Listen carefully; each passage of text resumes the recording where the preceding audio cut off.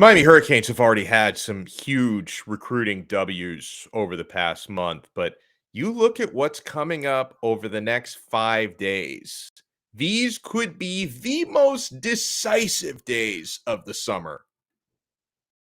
You are Locked On Canes, your daily podcast on the Miami Hurricanes, part of the Locked On Podcast Network, your team every day.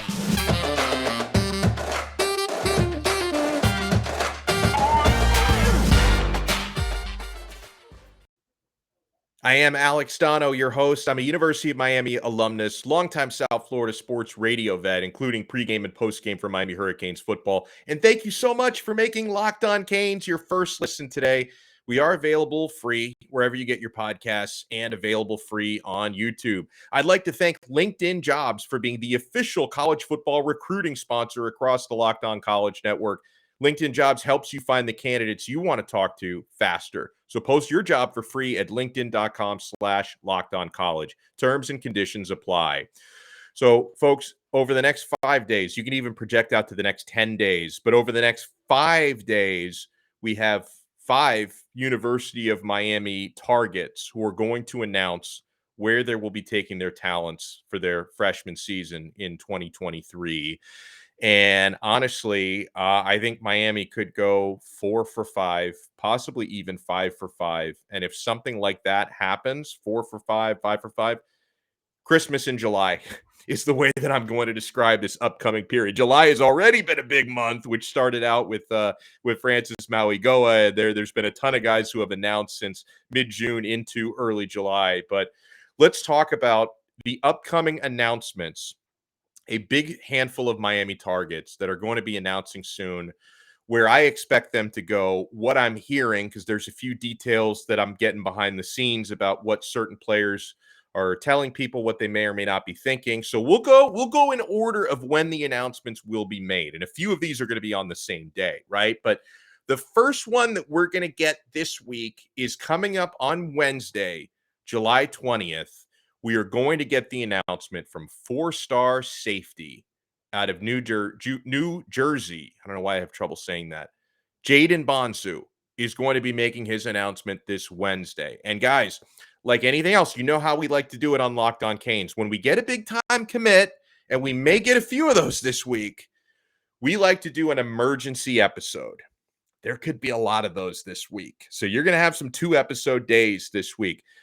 Jayden Bonsu, very much trending towards Miami. Miami has been battling Ohio State and Michigan State, but there is a lot of confidence from recruiting analysts that Jayden Bonsu is going to pick the University of Miami. 100% of his crystal balls are trending to the Hurricanes, including from Steve Wiltfong, also from the local experts of 24/7, people I respect a lot, like Gabby Urrutia and David Lake, are projecting Jayden Bonsu to the U. Miami has a lot of young talent at the safety position right now. That group is about to get a lot more talented. I have a very high level of confidence in Jayden Bonsu kind of starting the snowball that turns into the avalanche this week, that he's going to be the first guy to announce a commitment to the University of Miami. That one is a very high level of confidence. If I'm going to score it on the 10 scale, I'm at like a 9.5 out of 10 on Jayden Bonsu. Another one to watch this week. Friday and Saturday get very busy. So after Bonsu's announcement, you're going to get a little bit of a breather, okay? And then Friday, 5-star safety Joenel Aguero will be announcing. Miami is battling Ohio State on this one. Something to note about Janelle Aguero. If you click on his 24/7 profile, don't be fooled by the crystal balls that you see to Georgia on his profile. Those are both a year old, almost. They're from November of last year, and the situation has completely changed. That was back when Georgia had Jamil Adai coaching their defensive backs. He's now at Miami, as you guys know, and he's recruiting Aguero just as hard, if not harder, at Miami than he was at Georgia, and that's a big factor in his recruitment, okay? I was told on Joenel Aguero, if I'm at like a 9.5 out of 10 for Bonsu, I'm at like a 6 or 7 for Janelle Aguero. I feel pretty good about him to the University of Miami. I was told as recently as this morning that the sense right now, and maybe this can change over the next few days, is that Miami seems to have pulled ahead of Ohio State for him. So it's Ohio State and Miami battling for Joenel Aguero. He just did some interviews at the Under Armour Future 50 event, and he talked specifically when he was asked which like head coaches he's built the best relationships with, went out of his way to talk about Ohio State's Ryan Day and about Miami's Mario Cristobal. On Ryan Day, he talked about their northeastern connection, Aguero from Massachusetts. As far as Mario Cristobal, he talked about the Latino connection. Cristobal is of Cuban heritage. Aguero's family is from Dominican Republic, and apparently Cristobal was talking with Aguero's family in Spanish. They were having a grand old time, so they built a nice connection there. You love to hear that. So look out for Miami and Ohio State for Joenel Aguero, who would be one of the grand prizes of this recruiting class. He's a 5-star, so if he picked Miami, they may try to knock him down to 4 stars. But this is an excellent safety. And, can you imagine if Miami in the same class could pull off Jayden Bonsu, very likely, and Joenel Aguero, somewhat likely to join a safety room that already has the Williamses and, Cam Kinchins is there this year. So Miami would be in very good shape, present and future at the safety position.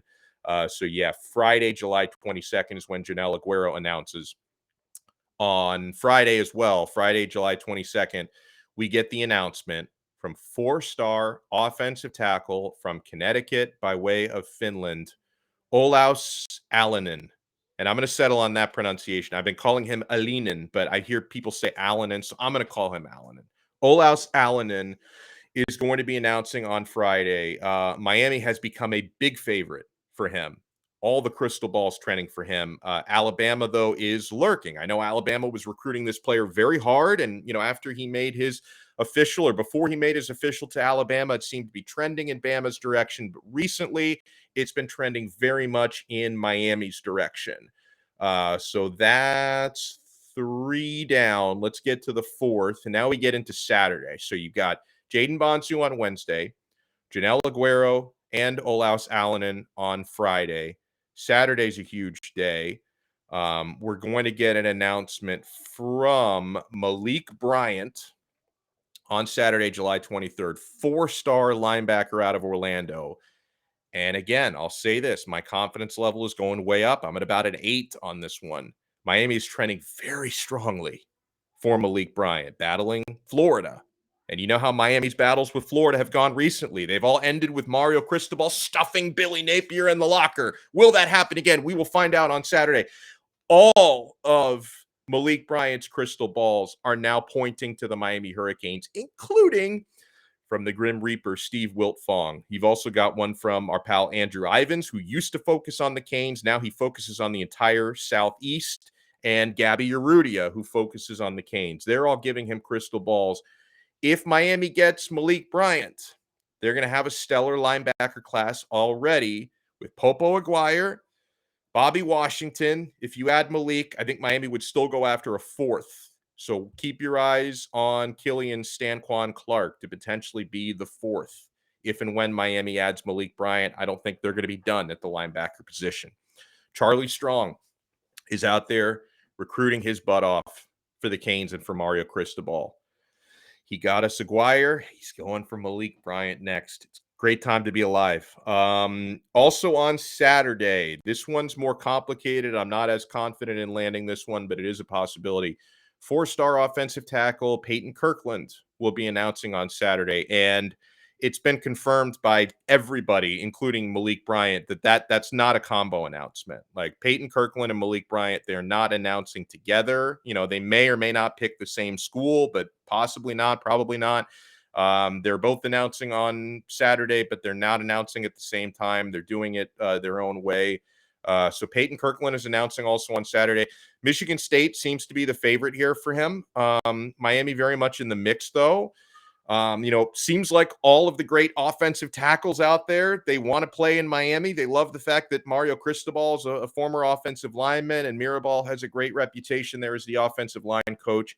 But I something interesting about Kirkland is, I was told that if Miami does not get Payton Kirkland, if he commits to Michigan State or, Florida, whatever else he's thinking about, that Miami could actually up their pursuit. If they don't get Kirkland, they could up their pursuit for Monroe Freeling, who's another 4-star offensive tackle, a little bit light. He's like 283, but the guy, he's a giant. He's 6'7". And I've been told he really likes Miami, and maybe Miami's not pursuing him so hard at this moment. But if Payton Kirkland is out of the picture, they may start pursuing Freeling a little bit more. So keep your eyes out there. But if you're asking me an opinion one way or the other, I think for Payton Kirkland, it's like a 3 out of 10 that he picks Miami. I'm not necessarily expecting it. The following Thursday, so the big ones that I just mentioned, I think Miami could go 4 for 5 over the next 5 days are Bonsu on Wednesday, Aguero on Friday, Alinen on Friday. Sorry, Alinen, I'm calling him now. Malik Bryant on Saturday, and then Payton Kirkland, maybe not on Saturday. And then you also have announcements coming up from 3-star offensive tackle Tommy Kinsler. That's going to be the following Thursday, July 28th. All of his crystal balls, including Wilt Fong, are in for Miami. Ever since he decommitted from Florida, he's been trending to Miami. It seems like maybe he could move inside to guard, and Miami can really stack their offensive line for 2023. 4-star D lineman John Walker is announcing on Thursday, July 28th. I am not too confident in landing him, but I wanted to bring him up for this reason. Like I've been told, Miami's unlikely to get his verbal commitment next week, but they like him so much that they could keep recruiting him right up until signing day to see maybe if he flips. So until he signs his national letter of intent, and guys, this happens with everybody. Don't think that that's just why is Cristobal doing that? Coaches all over the country are going to keep recruiting players, even if they verbally commit somewhere else. And this is one apparently Miami could keep recruiting right up until he signs his national letter of intent. But as far as his announcement next Thursday, the 28th, he seems to be trending to Ohio State. So I'm feeling really, really good about, definitely feeling great about Bonsu, feeling great about Alinen, feeling great about Malik Bryant. I'm feeling pretty good about Joenel Aguero and, Payton Kirkland. We'll see what happens. I'm not going to lose any sleep over that. If he doesn't pick Miami, Samson Okunlola, it's got crystal balls to the U. It seems like he's going to end up at Miami. He's better than Payton Kirkland anyway. We've already got Francis Maligoa. So Miami is in great shape. Some of Miami's commits and targets participated in the Under Armour Future 50 event. I want to talk about how they showed out, especially, Maligoa. Sounds like he was absolutely dominant, and some interesting comments said by Miami targets as well, which gives you an idea of how hard Miami staff recruits. So we have that coming up. Do not go anywhere if you want to hear from Riley Williams, from Francis Maligoa, from Joenel Aguero. We have all that coming up here on Locked On Canes. Hey, as the sun comes out and small businesses are back in business, LinkedIn Jobs makes it easier to grow your team. LinkedIn Jobs helps you find the people you want to interview faster and for free. Create a job post in minutes at LinkedIn Jobs to reach your network and beyond. It's the world's largest professional network, over 810 million people. Then add your job and the purple hiring hashtag to your frame on your LinkedIn profile to spread the word that you're hiring so your network can help you accomplish that. Simple tools like screening questions make it easy to focus on candidates with just the right skills and experience so you can quickly prioritize who you'd like to interview and hire. It's why small businesses rate LinkedIn Jobs #1 in delivering quality hires versus leading competitors. LinkedIn Jobs helps you find the candidates you want to talk to faster. Did you know that every week, nearly 40 million job seekers visit LinkedIn? Post your job for free at linkedin.com/LockedOnCollege. That's linkedin.com/LockedOnCollege to post your job for free. Terms and conditions apply. Hey, which NFL stars move the betting line the most? Starting July 18th, Locked On gives you the 50 most valuable players in the NFL from the odds makers at BetOnline. It's available July 18th on Locked On NFL. That's today, by the way. I'm looking at my calendar. July 18th. That is today. It's available now on Locked On NFL, wherever you get your podcasts, and on YouTube.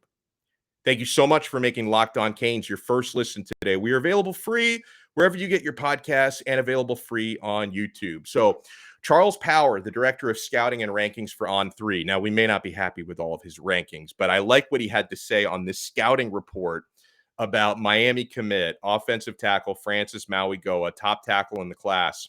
Here was on his performance at the Under Armour Future 50. Miami commitment Francis Maligoa is the most physically impressive lineman at the event. A lot of big bodies on the offensive line here. Not many developmental types, and most are well over 300 pounds. Maligoa carries the weight. He's about 330, by the way. He carries the weight the best and has the lightest feet of the group, which is in line with everything we've been talking about with Maligoa. What makes Maligoa such a great prospect is he checks off every box. He's got the nastiness, he's got the size, he's got the strength, he's got the power, and he has the grace. That's when we talk about him having the lightest feet. It's like Fred Astaire out there blocking. He has the lightest feet of the group.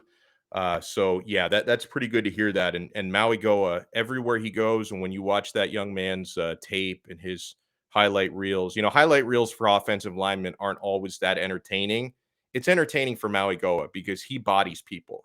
He bodies people, and he throws players aside like rag dolls. Here's something from 24/7 about Miami commitment tight end Riley Williams.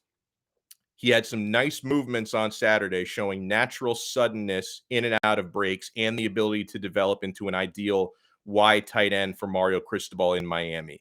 He's got some natural tools to work with at the position, plus a recent move to IMG Academy should help him only get better and more collegiate ready. I referenced some comments earlier from Janelle Aguero, so I think I pretty much covered that. Let me read you some of the quotes because I talked about what he had to say about Mario Cristobal in Miami, Ryan Day in Ohio State. Those are the two schools that are really fighting for him for the 5-star safety out of Massachusetts. Those are schools really fighting Miami versus Ohio State. And he talked about the relationships with those coaches. He'd say when he was asked which coaches he's developed the best relationships with, he said, I'd say it's between Cristobal and Day at Miami and Ohio State. He says, well, Coach Day, he's a Northeastern guy, so I'm from the Northeast also. So he kind of hopped on board with me quickly. So since he offered me, we already kind of had that connection. We have already been building it. Says he's great with my family. My family gets along with him. I get along with them. So we've got a good connection with each other. He says, then Coach Cristobal, he's Cuban. My family, they're Dominican. So they already have that connection. They were speaking Spanish to each other. So they have a great relationship. He says, he's already building something great over here at Miami. So that's something you want to be a part of, he says. So hopefully he wants to be a part of it to a point where he announces that verbal commit coming up later on this week. Something I've gotten a lot of questions from viewers and listeners because we talk about, the overall rating of Miami's class, right? The 24/7 composite. Miami has a top 10 class with a number 7, number 9. And people always say, hey, you need to talk about the average rating per commit, right? Because that takes the quantity out of it, right? When you talk about the average rating per commit, you're only talking about the quality of the class, not how many in the class. Now, Miami's in good shape there as well because a lot of the classes that they look up at in the recruiting rankings are bigger classes, at least for right now, more verbal commits. So that brings up the score. So Miami, for example, and this was noted by Alan at caneswarning.com. He did a good job posting this up there. Miami has a higher average player rating than Clemson does right now in recruiting. Clemson has 17 commits with an average of 92.33 for this upcoming class, which is really good, by the way. That's a great average rating.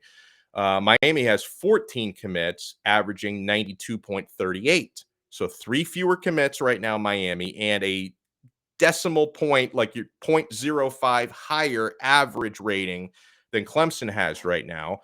And as far as like the composite rankings of classes, Cristobal averaged a class of 10.5 nationally in his 4 years as head coach at Oregon. Miami is on pace to sign its best class in program history during the era recruiting sites began in the early 2000s. So, we did an episode late last week about Miami trending for a top 5 class, which they are. And, that made some people upset. Where is all this money coming from? opposing fan bases and all that. But then other people were saying, hey, how come you're talking top 5? Miami could be trending to top 3. Yes, they could be. We'll cross that bridge when we get to it. I'm thinking of top 5 right now because, we haven't even played a season yet, which is going to influence some things. Let's hear about, hold on. This is from Cooper Pitanya from 24/7. He talked a little bit about Olaus Alinen, who's not a Miami commit yet, but I think by the end of Friday, he's going to be a Miami commit. He says top 24/7 offensive tackle Olaus Alinen struggled during the one-on-ones portion of the morning session. That being said, I wouldn't be concerned about Allen's long-term projection. The international prospect will need time to adjust to the speed and nuances of playing offensive line, but he's a slow burn that is worth the time investment. So, okay, a couple things are important right there. Yeah, he talks about him being an international prospect. It's just different. Like, you grow up in Finland, you're already at a disadvantage when it comes to, competing and learning the nuances of offensive line. Even if Olaus does have a father with pro football experience, his father was a longtime NFL Europe guy when that used to be a thing, and he did come overseas for a few NFL training camps. So he does come from an American football background, but you're not getting the same sort of training and competition when you grow up in a country that barely has any American football presence whatsoever in Finland. So he was behind the 8 ball ever since he, moved out to Connecticut to play at prep school there. So there's more work that has to go into a player like this who does have the physicality, the size, the strength, and the potential to be one of the best offensive tackles in the country. And that ties into, again, why Olaus is so perfect for Miami, because if you're looking for the right group of coaches to take you from a somewhat raw prospect. I mean, he's a 4-star, so he's not that raw. But if you're looking for the types of coaches to take you from a somewhat raw prospect with a high ceiling to make sure you actually reach that potential, there are few places, if any, that are going to do a better job of that than Miami with Cristobal and Mirabal. That he knows he comes here, he's in very good hands. And as far as Alinen goes, something I know has been a big factor for him in his recruitment, because recruiting analysts have told me this repeatedly, that he and his family, they just love the vibes of South Florida. That South Florida, if you compare it to places like Tuscaloosa, it just has so much more of an international, you could compare it a little bit to Europe, that's sort of, you get more European vibes from Miami, Florida than you get from Tuscaloosa, Alabama, or Gainesville, Florida. I'll just say it like that. And that's something that his family, being from Helsinki, that they appreciate, that this just feels like a better fit for them. So that seems to be where Miami is at with Olaus Alinen. I've got a cool quote from a Miami target when we come back, plus a good question from one of our pals on Twitter, because we talk so much about the 2023 recruiting class. We don't talk a whole lot about the 2022 team. There will be a time for that, but we have a lot more to get to. So keep it locked right here, and keep it locked to betonline.net. It's your number one source for all your betting needs and sports info. Find all the latest sports developments, league reviews, and news, including this year's Major League Baseball season, all your college football futures at BetOnline. It's your continued source for all your sporting wagering info, including live betting, esports, and scores. And BetOnline remains the best spot for all of your sports scores, podcasts, and news this season. BetOnline.net is the fastest and easiest way to check in on all of your favorite sports and events, including MMA, boxing, and golf. So head to their website today or use your mobile device to learn more about the trends in action. BetOnline, where the game starts. Nicholas Harbour, who's a Miami target, he hasn't announced anything yet except for his final 7. So I don't know when he's going to announce his commitment, but his final 7, and this is the track stud.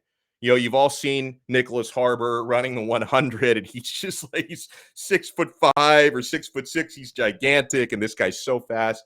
So his top 7: Miami, Maryland, Georgia, LSU, South Carolina, USC, and Michigan. Is that more than 7? 1, 2, 3, 4, 5. So it's 7. I felt like 8 when I was reading those. Miami, Maryland, Georgia, LSU, South Carolina, USC, and Michigan are Nicholas Harbour's top 7. And this is what he had to say about Miami. He says, "The Canes, I'll say, are recruiting me the hardest," he said. That's what he told Michigan insider Sam Webb. He said, once Cristobal got there and once the new staff got there, they're recruiting me the hardest. And it's paid off, he said. And Harbour, he's from Maryland, and he is a huge fan of Ed Reed, who played with the Baltimore Ravens for so long. Greatest safety of all time for my money. He said, Ed Reed was probably my favorite player, Harbour said. When I got on the phone with him, I was starstruck. This is Ed Reed. I've seen you play on TV. I played with you on Madden, and now you're on the phone with me. I've got his phone number. I watched Ed Reed in the Super Bowl, and now I've got his phone number. This is mind-boggling. And then with that, my parents really liked him as well. My parents liked him, and I liked him too. So, yeah, having Ed Reed on Miami staff, that's really going to help you, with a guy like Nicholas Harbour. And, of course, since Harbour projects to play a defensive end, he's an athlete, but he's probably going to be a defensive end at the collegiate level. I'm sure having Jason Taylor on the staff doesn't hurt either. He didn't mention JT by name, but he did mention Ed Reed. And then, I'm assuming he knows who Jason Taylor is. So having Jason, you got one phone with Jason Taylor, and then you've got another phone with Ed Reed.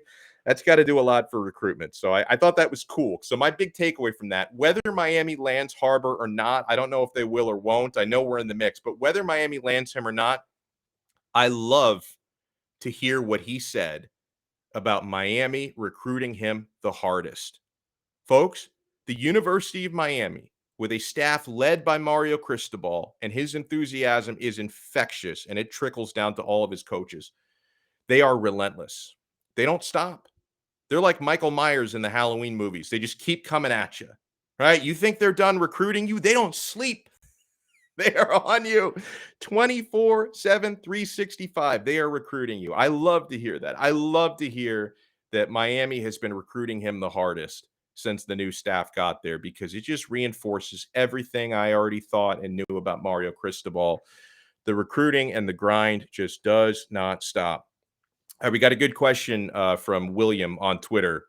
He said, all this excitement for 2023. What about the 2022 season? He says, outside of TVD, who else do we have to bring to the table? Now, first thing, we've been talking so much the last month about recruiting in the 2023 class because that's been the primary thing going on. It's just the environment. So I don't want William or anyone else to worry like, hey, is this only a recruiting show? Absolutely not. When we first started this show, it was right around the time of spring football. So we were talking about the spring practices. We were projecting a lot of things for the 2022 season coming up. But since it's been basically all recruiting all the time, and that's all that's really going on, we became a recruiting show. And you know what? In a couple of weeks, we're going to become primarily a fall camp show. And so don't worry about that. And I have plenty of reasons to be excited. And it's not just TVD. I think TVD is going to be a top 5 quarterback in the country. Miami's tight end room gives me all the feels, right? Because Will Mallory has been a good elder statesman. I hope he's more consistent this year. Elijah Arroyo is going to be a stud. Skinner is going to be a stud. The running back room is absolutely loaded. The wide receiver room is interesting, right? Because there are some question marks there. But I think in the wide receiver room, I'd love to see what Frank Ladson coming out of Clemson will bring to the table as a transfer. I think Xavier Restrepo is going to catch just about everything thrown in his direction. We'll see if Jacoby George and Keyshawn Smith and Romello Brinson and Brashard Smith can really become consistent every day, every down type of targets for Miami. Because, you lost your top 2 receivers last year. So there are some question marks. There's a lot to be excited about on defense from Leonard Taylor and Hakeem Mesidor. A lot of the transfers are exciting. Mesidor excites me. Caleb Johnson, the linebacking core, excites me. I freaking love Miami's safeties. I mean, James Williams is one of my favorite players on the team. I love Avante Williams. I love Cam Kinchins. And I think the biggest thing I'm excited for this year is Miami's got a couple of really tough games on the schedule, especially those road games at Texas A&M and at Clemson. How much different is Miami going to look strictly because of coaching? A lot of the same players from last year. They did some good business in the transfer portal, though, but a lot of the same players from last year. What we think is going to be far improved coaching. How much better at the line of scrimmage, especially offensive line? How much better are they going to get just by virtue of having Cristobal and Mirabal working them relentlessly in fall camp? So there's plenty to be excited for, William, and everyone else. And yeah, when fall camp begins, we'll be doing a lot more talk about that. Hey, make sure you get more on the ACC by making Locked On ACC your second listen every day. Host Candace Cooper and the local experts take you across the ACC in 30 minutes. Make Locked On ACC your second listen, Locked On ACC. So I think we'll be talking a lot this week because if Miami lands commits, we'll be doing emergency episodes throughout the week. That's not really going to start till Wednesday, but we will see you again tomorrow for another episode of Locked On Canes, part of the Locked On Podcast Network, your team every day.